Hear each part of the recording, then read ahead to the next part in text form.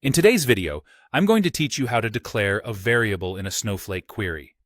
Declaring and setting variables in Snowflake can be a powerful tool when you're managing and manipulating data within your databases. Understanding how to efficiently use session variables is essential for both beginners and seasoned professionals working with SQL and Snowflake. Let's dive into the process with a simple example. We'll use the set command to declare and initialize a session variable. This is a straightforward way to create a variable that can be referenced and used throughout your SQL session. To get started, you'll want to open your Snowflake environment and ensure you have the necessary permissions and access to execute queries. Once you're ready, we can begin by typing out the command in your query editor. You'll start with the word set, which is a keyword used in SQL to assign values to a variable. In this example, we'll be creating a session variable named myVariable. Following the set keyword, type the name you'd like to assign to your variable, which in this scenario is myVariable. You'll then use an equal sign to specify the value you want to assign to your variable. For this demonstration, we're assigning a date value, 2023-08-01.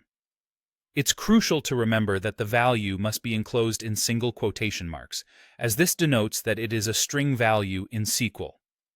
The complete command in your SQL editor should read set myVariable equals 2023-08-01. This command establishes a session variable called myVariable with an initial value of 2023-08-01. This variable can now be employed throughout your session whenever you need to refer to this particular date value. Session variables are particularly advantageous as they allow you to write cleaner and more maintainable queries. Instead of hard-coding values throughout your SQL scripts, you can simply reference the variable where needed. This not only reduces errors, but also makes updating your queries much easier. If you decide to change the date, for example, you only need to update the value in the set command, and it will automatically reflect wherever the variable is used within that session. It's worth noting that session variables in Snowflake are temporary and exist only for the duration of your session. Once you log out or end your session, any declared variables are discarded. If you need a variable to persist beyond a session, you'll need to look into other options, such as using a database table to store your values.